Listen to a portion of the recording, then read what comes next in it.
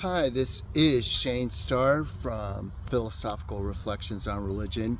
I don't know how much time I'm going to waste trying to get my pocket square straight, but here we go.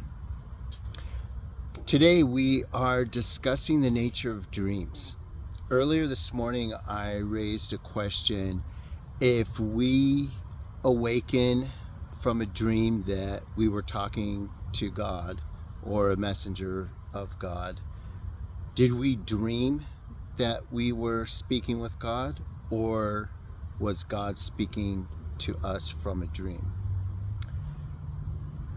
I think that is a question that, first of all, we would need to break it down into individual instances, but even so, I'm not sure that we can ever come to a definitive answer either way.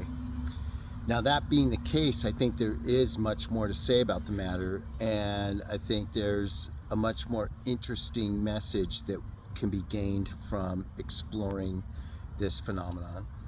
So let's start off with, I have a few points to make. My first point is that dreams have always been spiritually significant, not just in Christianity, but throughout world religions from the beginning of time on through today.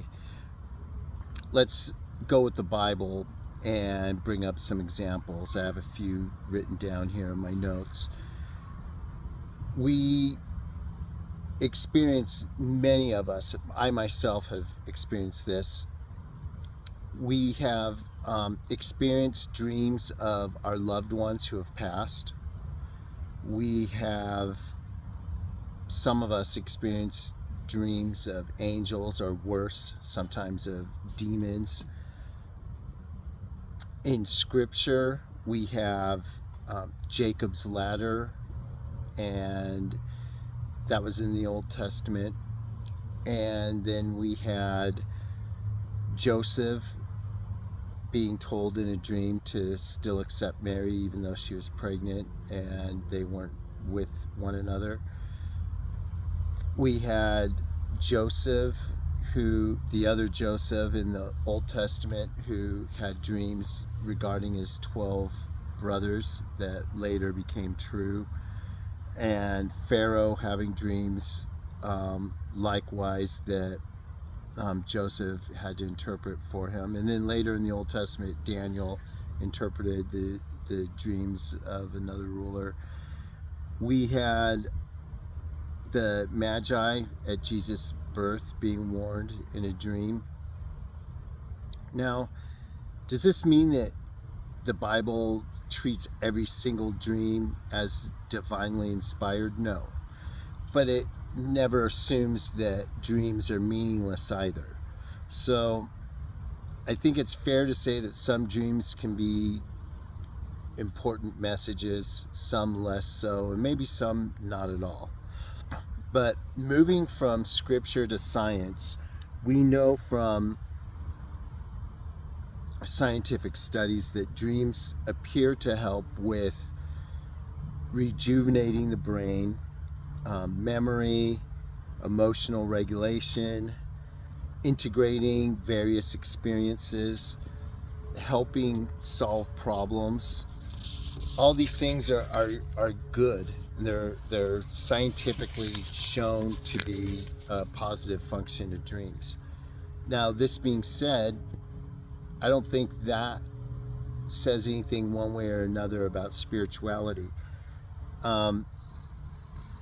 A good way to think of this is understanding the mechanism of how we can write on a piece of paper doesn't explain the words on the page, much less the overall story being written. So in the same way, similar to the universe as a whole, what science can tell us about the mind and how it works doesn't extend to the why. Maybe some of the how and some of the purpose, but not the overall meaning of the phenomenon. So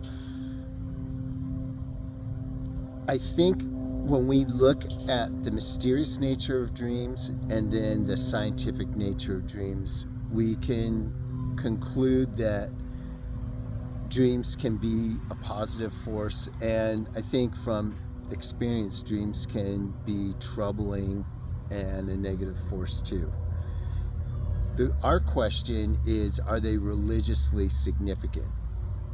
Can God speak to us, or does God prefer to speak to us through dreams? I would say I would definitely keep the answer open. I'd be open-minded about it, but to say God prefers or exclusively uses dreams as a means of communication, I would say no. And why would I say no? I would say God, at least in my experience of religion, God speaks to us through ordinary means, through each other, through people, through friends, through strangers sometimes, through our parents, through history, through the things that we read, either by chance or things that have been presented to us. Some things through ordinary conversations. I think sometimes through creation itself, we'll see something and it'll just touch something else deep within us that we can relate to on a meaningful level, that gives us a new perspective on life, which helps guide our actions. So I think God not only doesn't necessarily use miracles or far out dreams to communicate with us. I think God can and does communicate with us through what scientists would call natural processes, ordinary means. Okay, so I think that the main point I want to make here, though, is that a natural or scientific or ordinary explanation of dreams or anything else is not, it doesn't preclude God. It doesn't mean that God isn't involved or even behind those situations. Okay, so I think we've made a point that God can speak to us through dreams.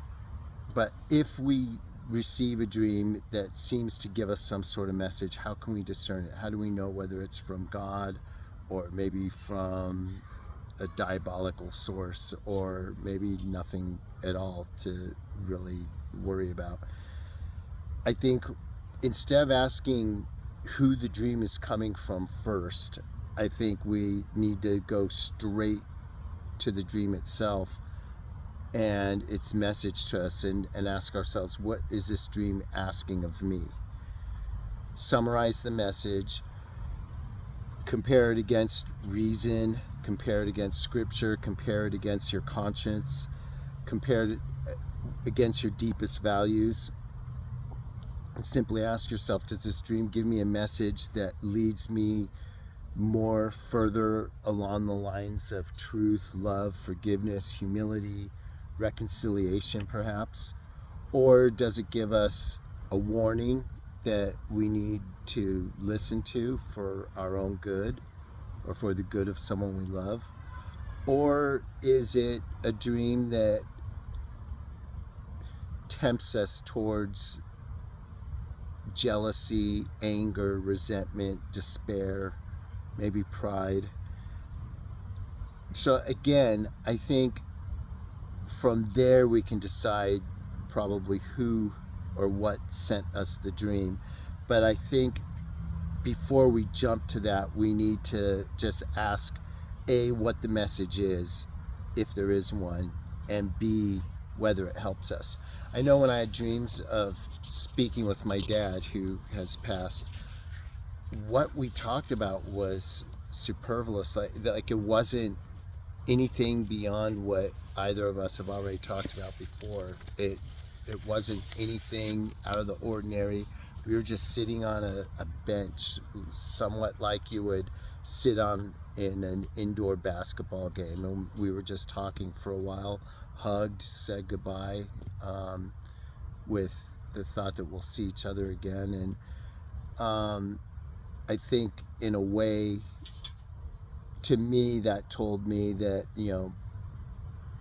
I couldn't think of why I had that dream. I wasn't especially thinking of my father any more or less than ever. But I think maybe it was a message that in the next world my father's okay, which is something I've worried about quite a bit. So who knows whether that's actually true or not. I suppose I'll find out. But given my experience, my own personal truths, I think that is what the message was I received. And from there, I don't see any way that could be interpreted by me or anyone else as something evil or something to worry about. So what's our final conclusion here? I would say, scientists are still debating not only dreams, but the nature of consciousness itself. And it's probably the deepest mystery in science and nature, the fact that inanimate matter combined in certain ways can give rise to something we call consciousness, or perhaps give rise to is the wrong description, maybe something else, which those of us who believe in God believe it's God. The spirit makes this inanimate matter conscious, just like the spirit makes a body alive as opposed to being dead. But whatever your beliefs are about consciousness and its interaction with the body, or whether you think it's part of the body, dreams are part of it. And for those of us who dream, I've found it amazing that some people tell me they don't dream at all. That seems very weird to me. That would be like literally dying every night and then waking up. Like, I don't know. Maybe if you're listening to this, someone, or maybe you yourself doesn't dream. Let me know in the comments if that's you. I'd like to talk more to you about that. In any event, dreams are mysterious, and I don't think a dream needs a supernatural explanation to be ultimately from God or a communication from God. I think that every meaningful dream deserves reflection, and if that leads us to God, so much the better. What this experiment, this video has done for me is that it's just taught me that reality is always larger, deeper, more mysterious than it seems to be at face value.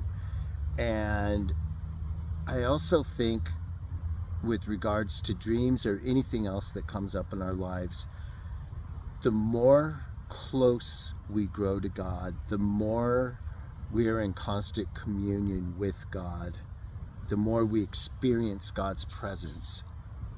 And when that happens, we realize that God is always there, always speaking to us through all of our experiences, including our dreams. Whether those are dreams of joy or dreams of warning, you could say that everything, big and small, significant and insignificant, sublime, sunsets and tiny details, they are all in some part, in some way, a message from God. That's all I have for this week. Thanks, and we will see you next week. God bless.